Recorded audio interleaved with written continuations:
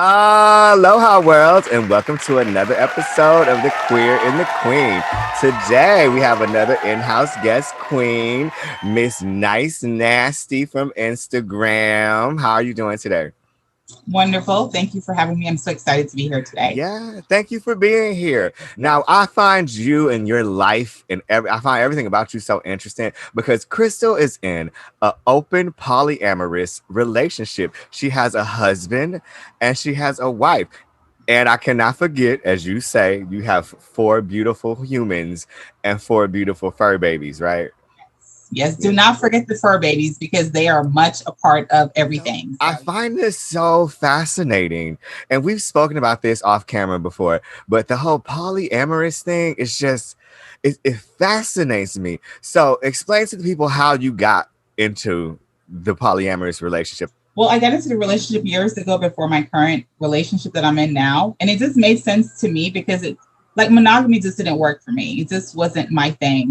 So it just made sense. And I'm also bisexual as well. Right. And I'm just my emotional needs from both aspects is being met when I'm with both a man and a woman. And my wife is like my best friend. We talk a lot. My husband is too, but a male best friend and a female best friend, totally different best friends, right? We Right.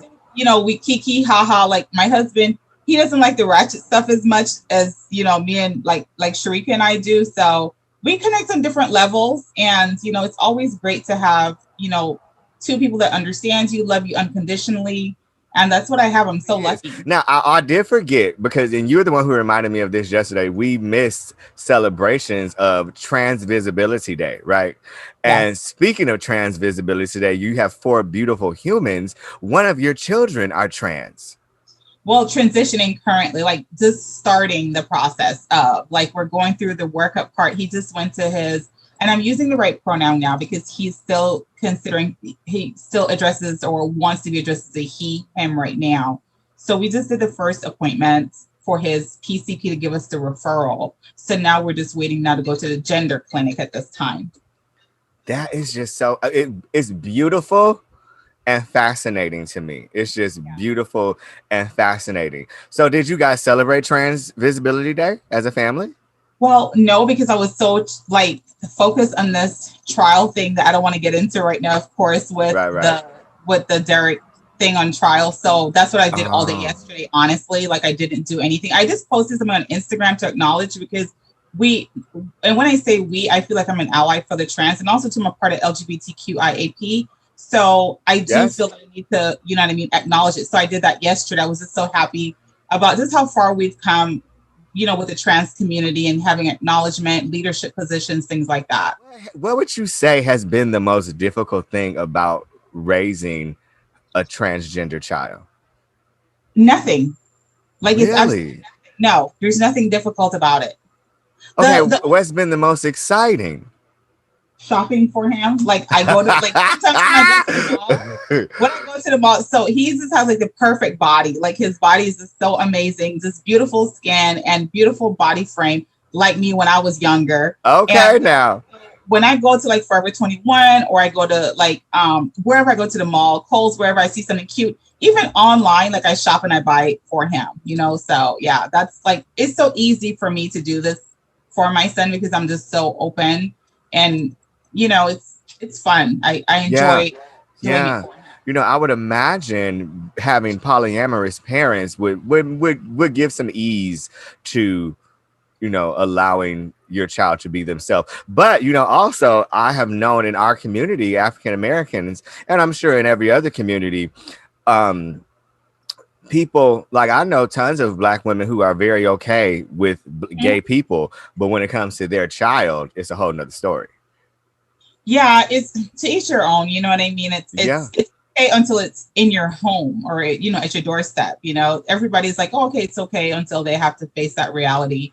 And I have been a firm believer of not saying what your child will and won't do because, honey, when they grow up and do their own thing, because my son is 19 and came out when he was 17. So, but the thing is that I knew since he was about 2 years old that he was more than likely going to be a gay man.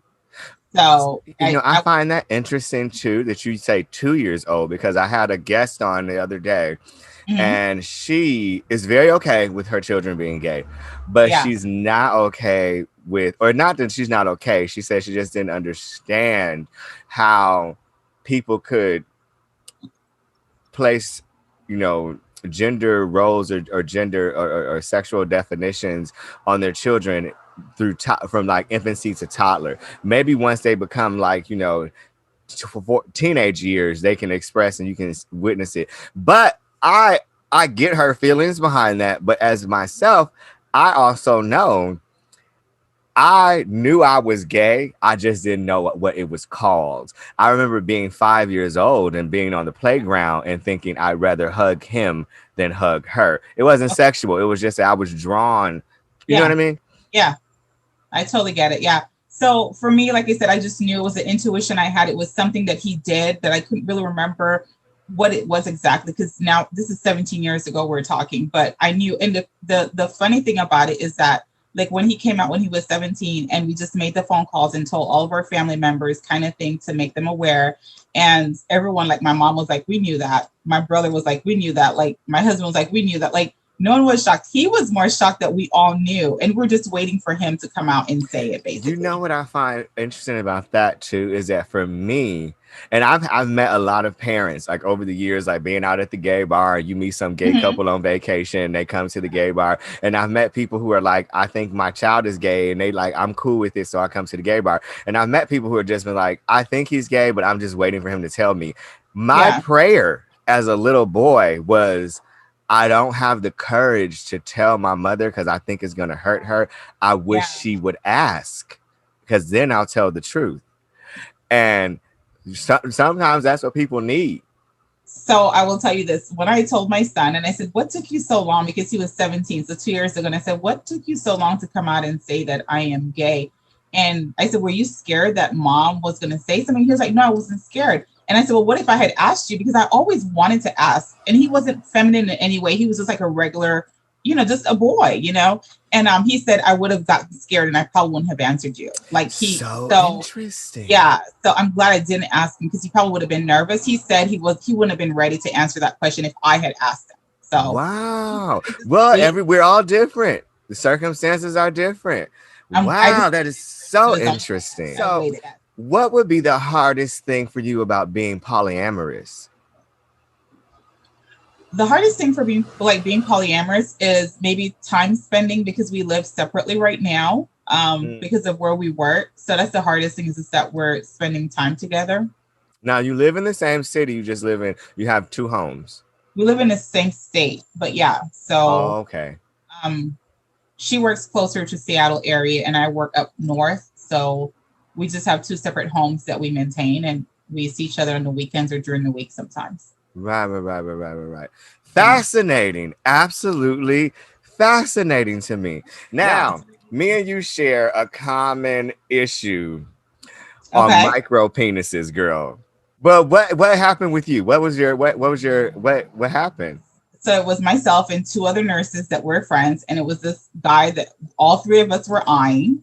Okay. And it just so happens that he hit me up, got my number, whatever. He's tall, about 6'4", muscular, bald head, beautiful smile, this absolutely handsome guy. Me being me, I'm pretty open. And I'm like, look, before we hang out, make sure you have condoms, because I am not, like I have mine too, but just make sure you have your own as well. And just being responsible, right? Because as much as you're being adults and everyone is consenting as far as sex is concerned, you still want to be safe. He comes over and he's like, oh, I didn't bring any condoms. And I was like, what do you mean? And then he was like, well, I can't find any in my size, right? No, I'm sorry. This is before we hook up. He says, I can't find a condom my size. And I'm thinking, oh, he can't find any his size. Like, what is, like I'm getting hyped up. Who this man dingo? It's about to go down. That's what I'm thinking, right? I was like, yes. All right. So showtime happens. And I was like, did you bring your condom? And he was like, I can't find in my size. And I said, what do you mean? And he was like, oh, well, I have something going on. And I said, well, what does that mean? And literally, I'm not even kidding you, it was the size of my pinky finger. Oh my God. Literally. I know how you feel. My pinky finger. And when I tell you, I was so devastated. Like Have you ever, wait, let me say the disappointment that it is. Okay, the disappointment is that it's your birthday, you have your birthday cake, you see it coming to you and you're singing happy birthday and that person trips, falls, and the birthday cake just splatter all over the floor. The disappointment, honey, that was the disappointment of the century. I think it was the worst. And it was just so hard to like, and let me tell you what, it's my fault because he never told me that, oh, I have a huge penis. I assumed it because he said, because he's 6'4". And he's 6'4". Like, who would be walking around with a toddler's penis at that time? Like, I just so it was like this grown man with a toddler's penis. And when I say a toddler, it was terrible. Anyway, nothing transpired with that. But I set myself up for disappointment. I set myself up for that because he never told me, girl, because you know how some men be like, oh yeah, you know, it's about to be the best sex you ever had. You know, I'm going to rock your world. This, that. He never ever said that. It was me. I was pumping him up. So it was egg on my face. And he tried to hit me up after we parted ways. And I just never responded to his texts or his calls after that. I just ghosted him. I couldn't. You saw my story. The dude was straight up with me. He sent me a picture of it, but I thought it was bullshit. I was like, did you just Google little dicks and send me a fake photo? Your dick ain't this small. And he was just like, this is why I don't tell people. And I was just like, oh no. Yeah. Oh no. But the thing is, I still slept with him. And ironically, it was the best sex he ever had in his life. I'm sure it was. Because why did you go through with it? Like, I could not. Because he was so, it was shallow sex because he was so damn cute. He wasn't 6'4". He was my height, which is like 5'7", 5'8". He was so damn cute. He was so sweet. And I was just like, just give him some sympathy, booty. Just go ahead and let him put the nub in. And then, but then ironically, I felt him poke me, and you did not get poked. You got tickled. That is not a poke. I felt him tickle me. That's what that was. And the tickle wasn't that bad, but it wasn't like if we were ever to have tried anything, I would definitely be cheating on him for the rest of his life. But he ended up climaxing like 3 times that day because I rocked his. I cannot imagine. Oh my god, it was some shit. And then he was just like, "Where you been all my life?" Like I'm so, and then he's like, "I'm so," because he was in the military, right? And then when I found that out, I was just thinking, you shower around people. Someone saw that. So, it was horrible. It was really like, I mean, my pinky do better justice than he do. It was really like it was like my thumb. It was like the size of my thumb. Like it was like that big. And I was just like, if I grabbed it, you wouldn't see it anymore. Like it was the saddest sight I had ever seen in my life. And kudos to you. You need a Nobel Peace Prize for that. I did my good deed for the whole year, girl. For your lifetime at that, because I could not take one for the team for that at all. Like, it was just so ridiculous. And I know if he ever sees this, he's gonna know that I'm talking about him because he's the only one I've ever met and been with that has a micro penis. And you know what's so funny? I think he moved to San Diego. I think he moved to Seattle after that, but he moved to San Diego. We met, and he had like all of like 2 or 3 weeks left on the island. That's why he was like, "Where have you been all these years I've been here? Like, I wish I would have met you earlier." And I'm like, no, you know.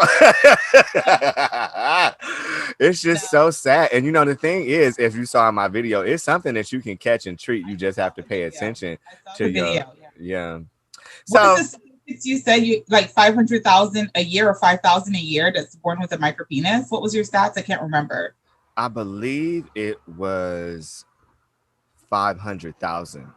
Yeah, that's devastating. That is devastating. You know what I mean? Like it even like, you know, I can only imagine. I can't wrap my brain around like me being someone who has a decent sized penis. If I'm out somewhere at a gym and I see somebody with a 12, 13 inch, I feel insecure. Like, damn, boy, come on, you get a little bit bigger than that. You know what I mean? And to be a micro penis walking around this world, like I just couldn't fathom the insecurity that goes along with that. And then in your situation, being 6'4", Jesus Christ. Like, what did who cursed you? It was a disappointment. I'll tell you that. And I wish him the best of luck. No hard feelings. It just wasn't for me. It just wasn't. You know what I mean? And truth be told, it ain't for nobody. It ain't even for Some people might love it, honey. I can't tell, but I don't love. You know what I mean? It's something that I'm not interested. It's not my thing. Interesting enough, though, right? Outside of micro penises, because you're in a polyamorous relationship, you're with a man and a woman. Today, episode was released, or it was either last night or today, where with the Red Table Talk with Jada and Willow and Gammy is what they call her on the show. They interviewed Niecy Nash, who recently married a woman after having 2 ex-husbands and 3 children.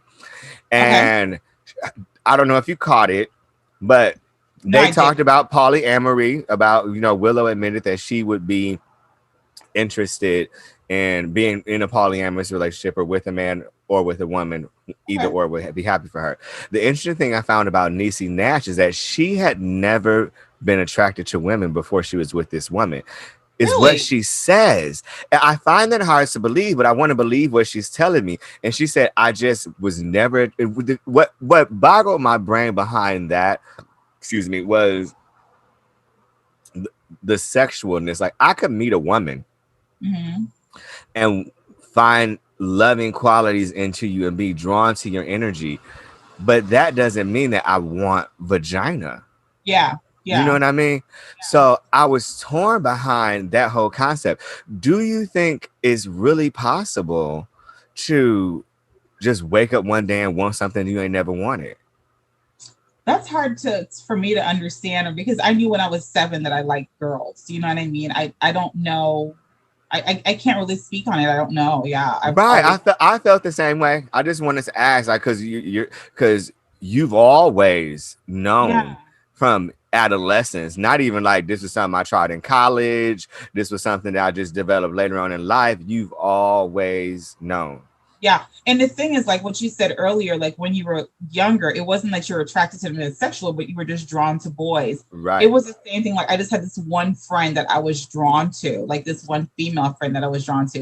And then I remember us like playing that we were like wives. Like it was like the craziest thing. We were little kids, you know what I mean? Right. But as far back as my mind could think, that's my first, memory of having that kind of feeling or thoughts at 7.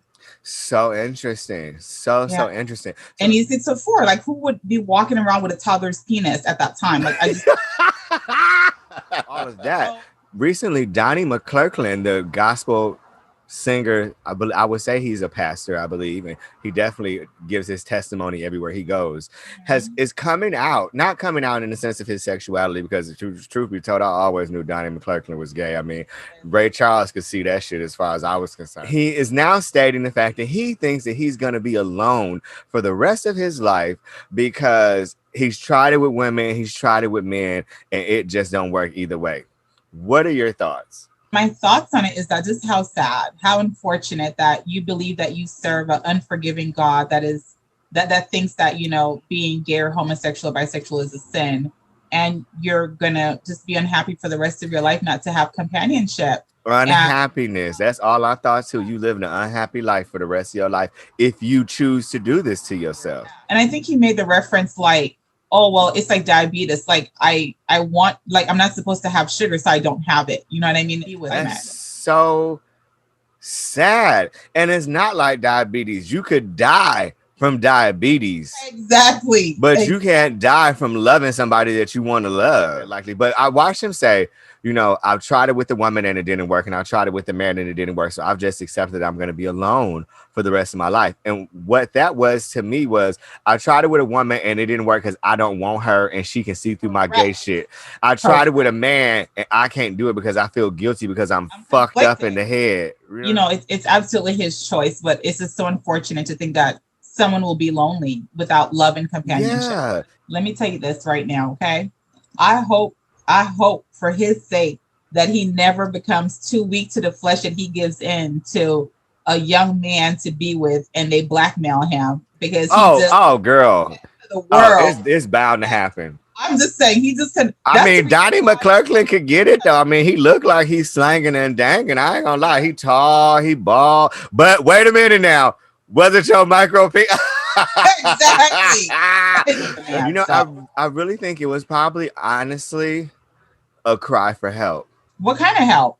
I think him making those statements, because what was the point of him telling people that? What was the point of telling people, I think I'm going to be alone for the rest of my life?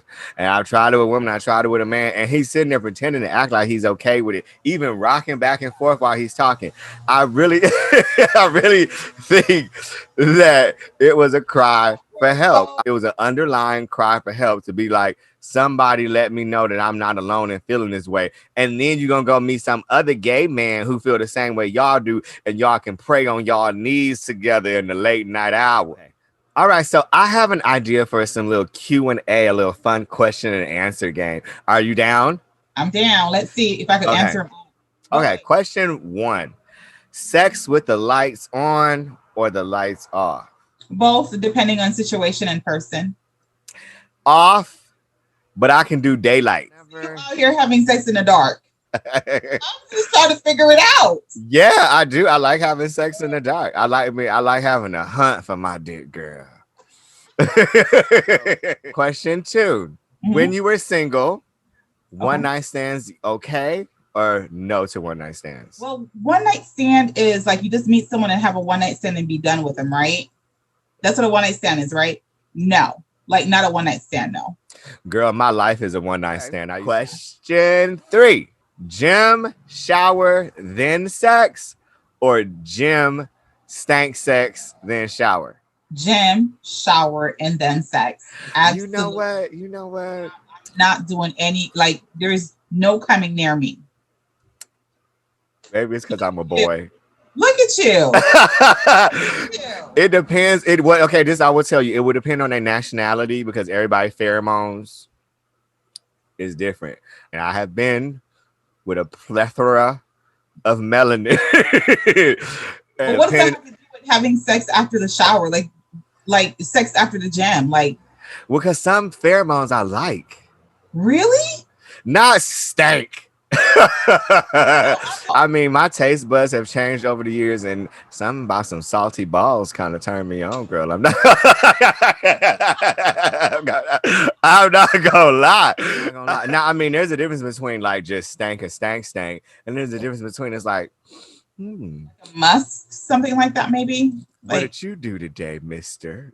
Question 4. What is a non-sexual act that turns you on? Being thoughtful.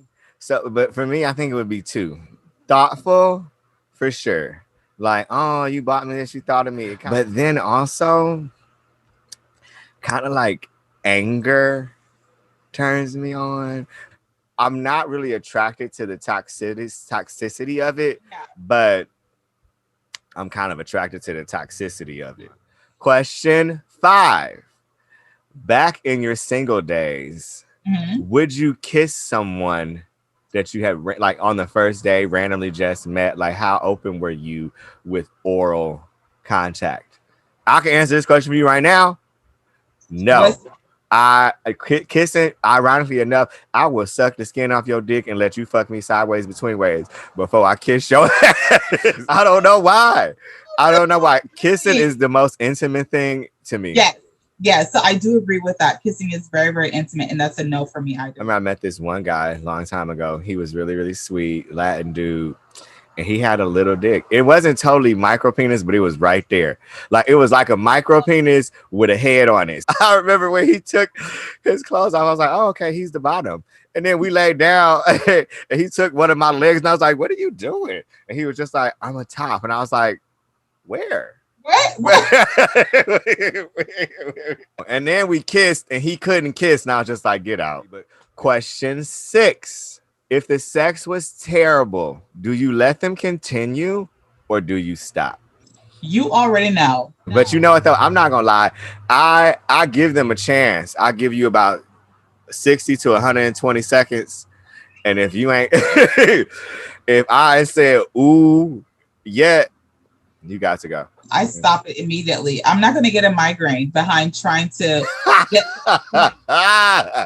Well, thanks for being here today. And thanks for being a part of the Queer and the Queen. I love my in-house queen this afternoon. I appreciate you. You guys go check her out and follow her polyamorous relationship and her cool, awesome ass life and family and children. And as we always say, don't forget to smile.